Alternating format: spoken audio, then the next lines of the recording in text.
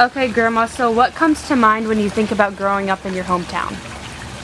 Well, we lived in the country, so we didn't really live in a town. But the town that I went to school in is no longer in existence. It's a ghost town, you might say. That was Coburg. And when I think about Coburg, I think about there was a train that went by, and I remember when I was like in first grade, there was an old fellow that was, I don't know, I guess his side window in his car got broken, and he put cardboard there to replace it, and so he couldn't stay up that side. Well, he was going across the tracks, and the train hit him, and he was killed.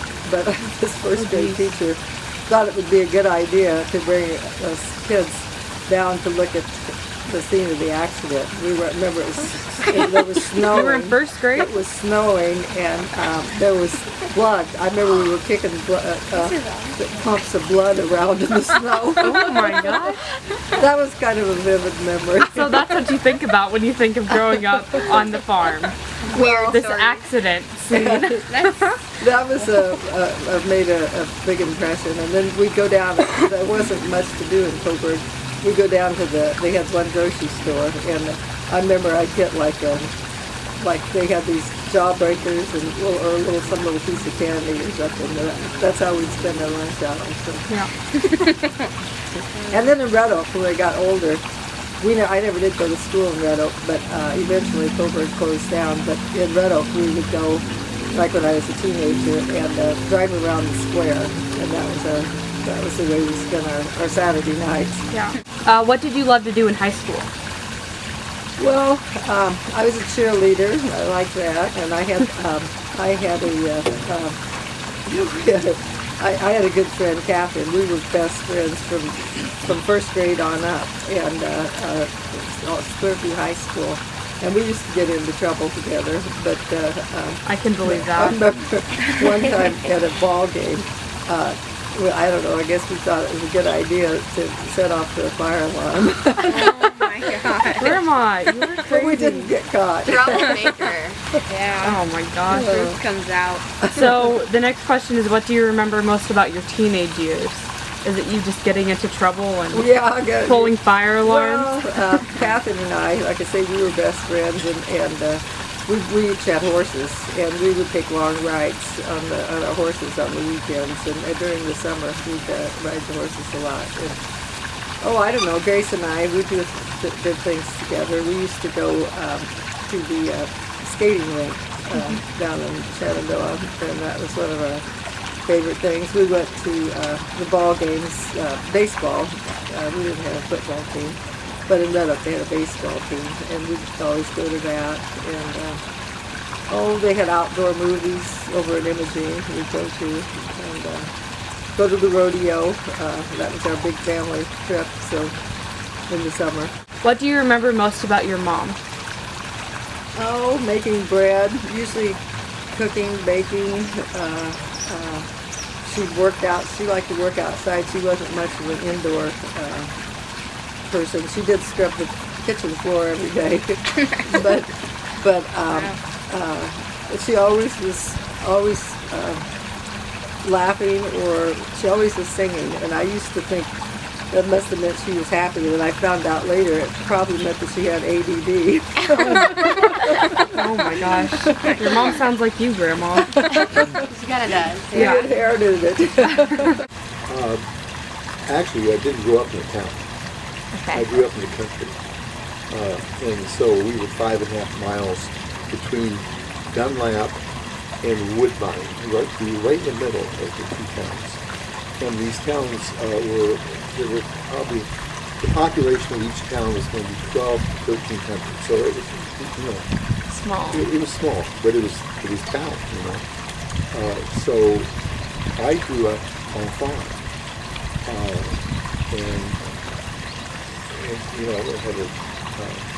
I went to a country school for my 5th grade.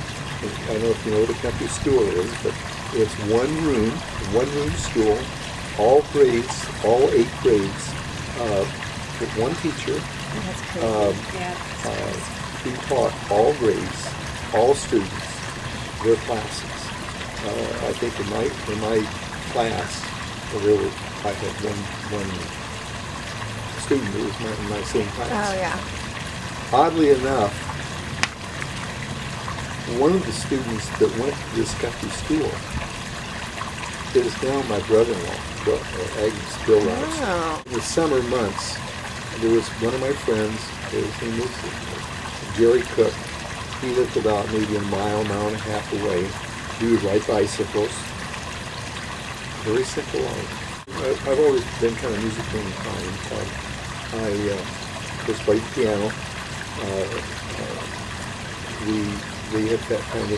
They probably still have a contest. You go to, you perform in front of judges, and I did this my junior and senior year. And it was all classical music. It was, Chopin.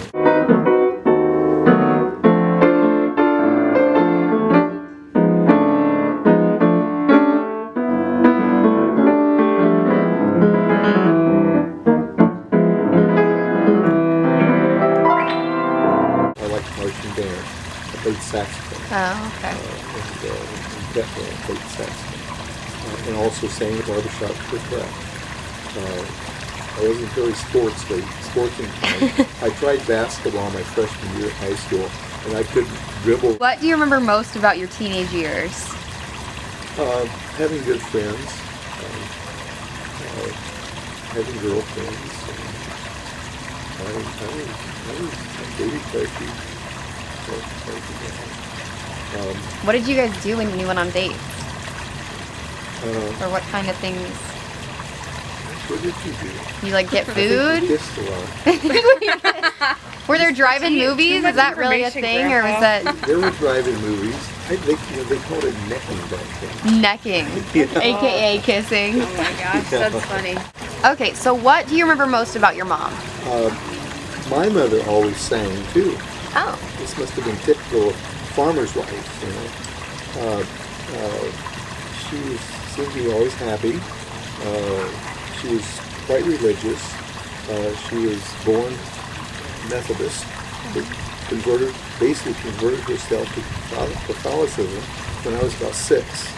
That's when I became Catholic. okay. My dad he was Christian, but he was kind of definitely. He didn't convert till 1948, Okay. but he always took us every Sunday to church. He didn't always go into church, but we lived on the farm, and when it rained, the roads got muddy. Muddy. I mean, slippery. And when it snowed, the drifts got high. But regardless, we invariably, every Sunday, we go to church. Is there anything else? The next question is what you remember most about your dad. Is there anything else you'd want to say about him? He was a hard worker. He was a good farmer, successful farmer. He went to about 2nd or 3rd grade. Really? But he always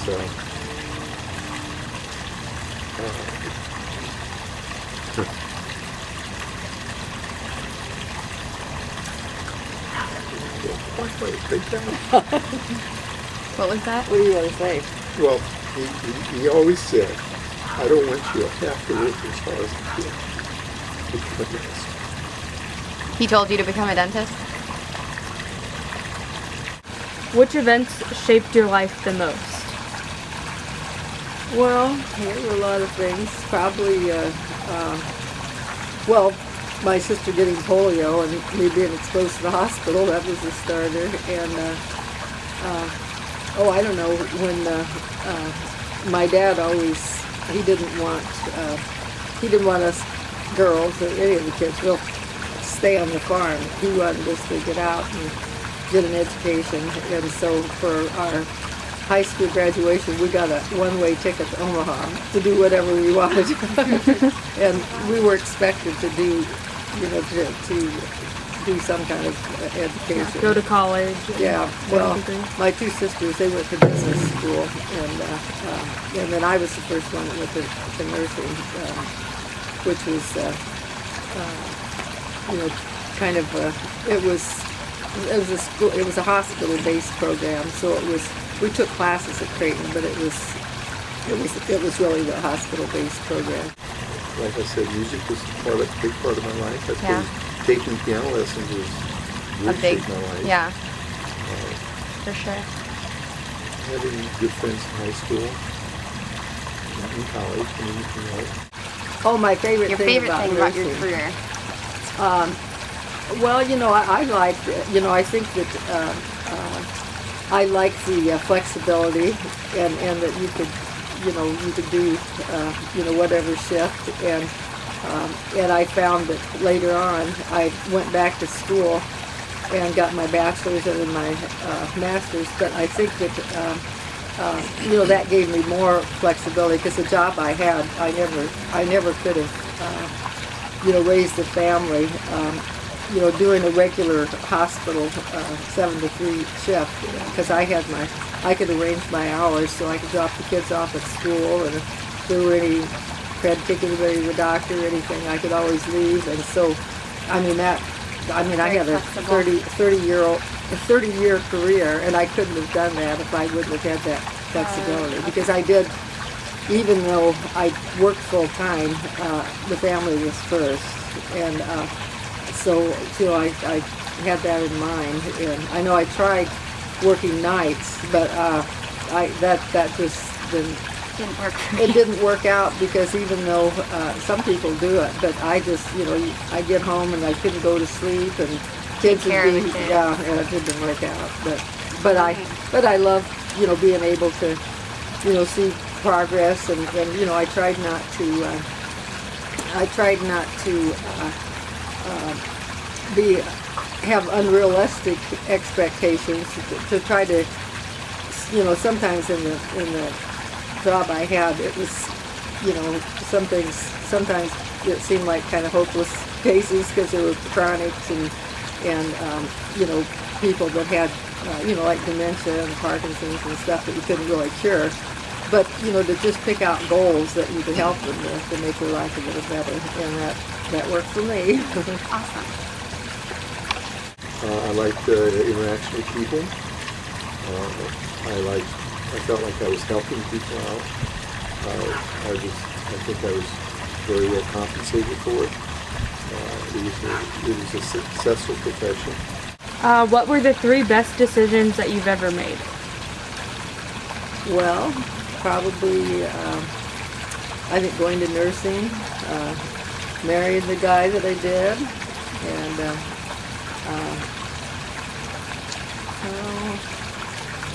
3. Well, and then, some of the decisions with the kids I made were good, and maybe some weren't so good, but, being able to raise kids that were reasonably well adjusted. Getting married. Having a good partner in life, being guided into a good profession, and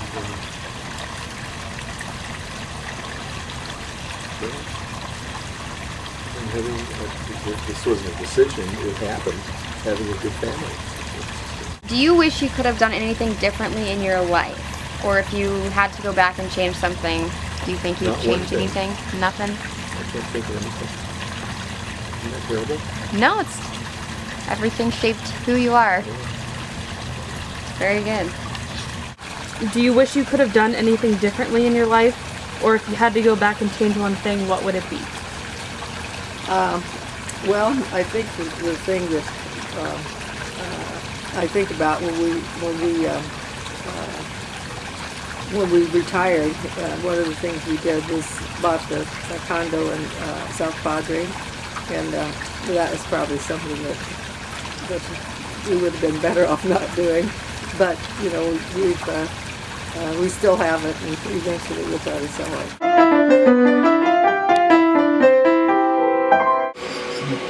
Over-pictured.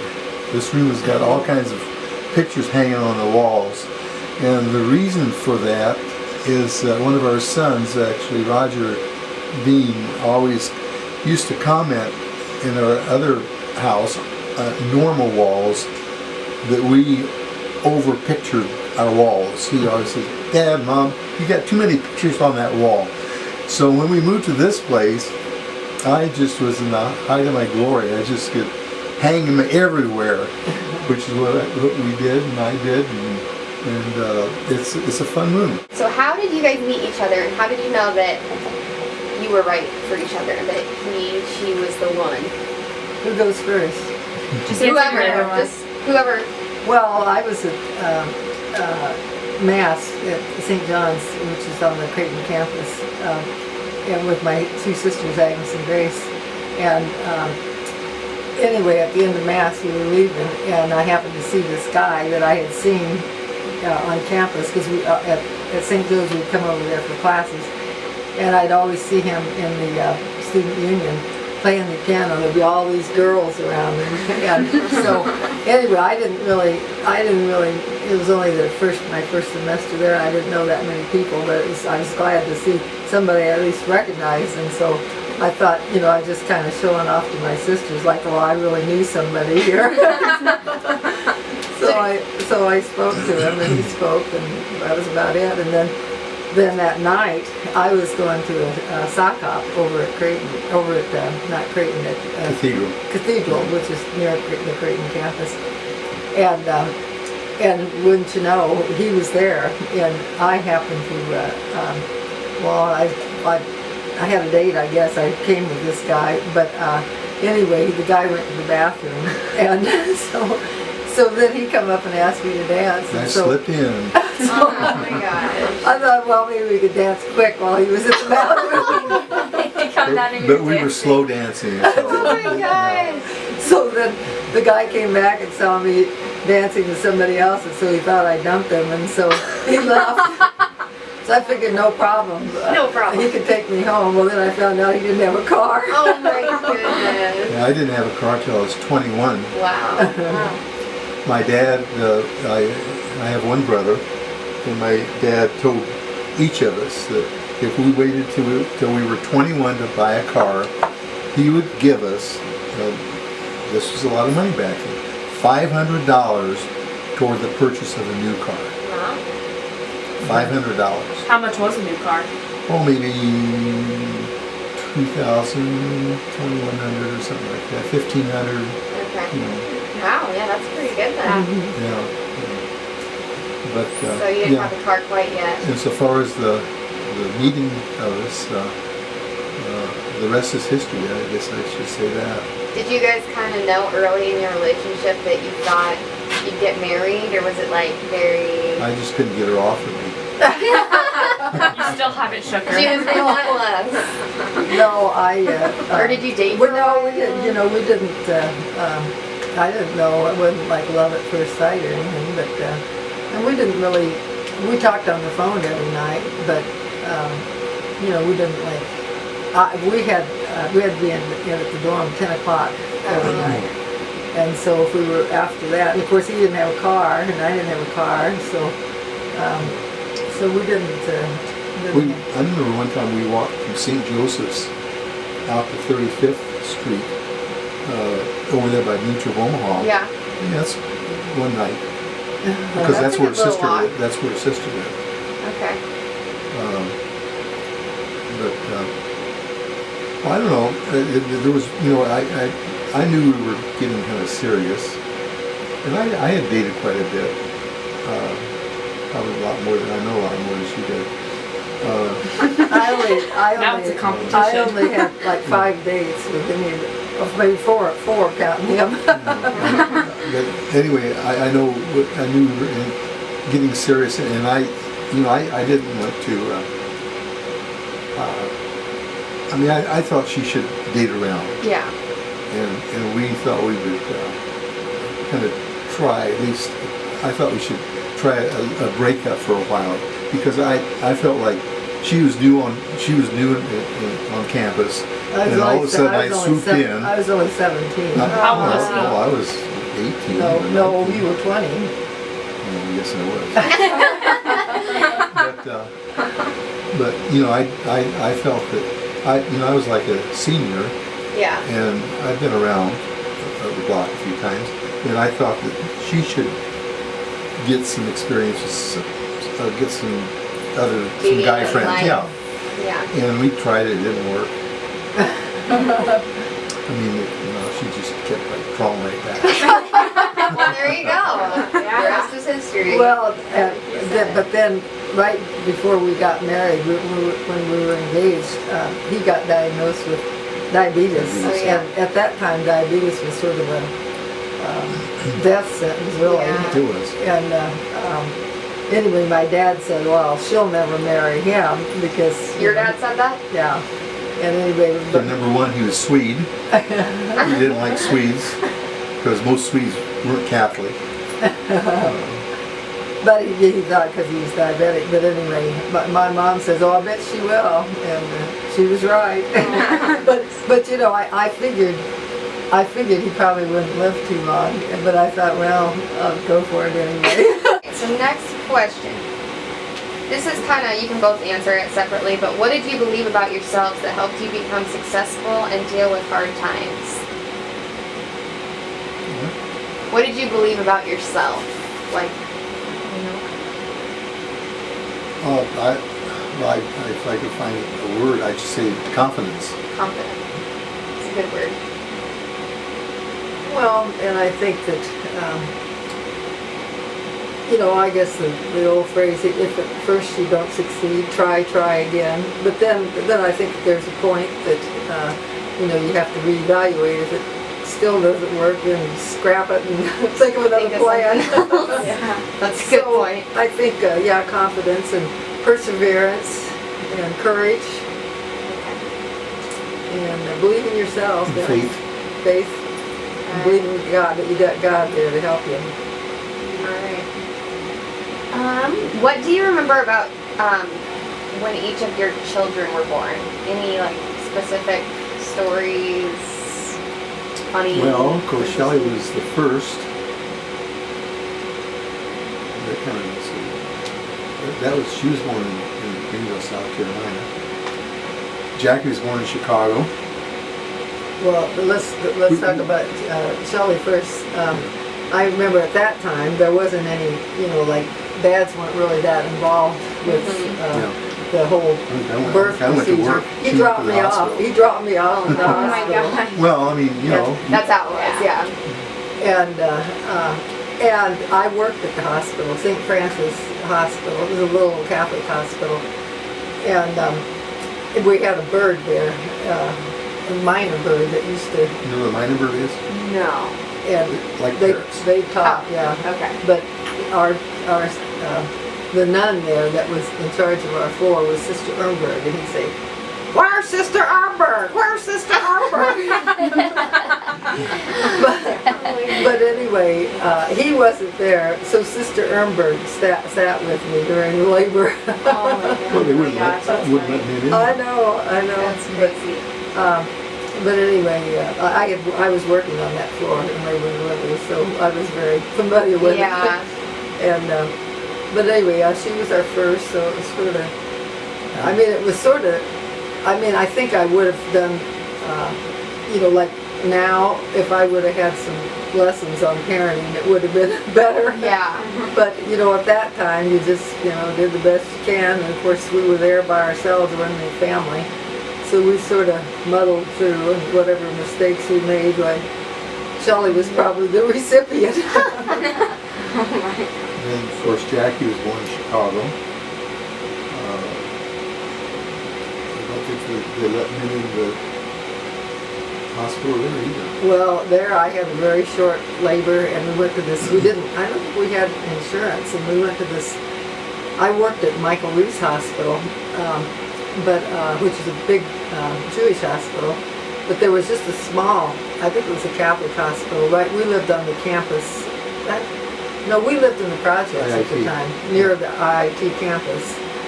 But, so I went to this little hospital there, and, but I remember, I just walked in, and they used to give everybody an enema when you come in, and so I had the enema, and then... That's why I didn't walk in.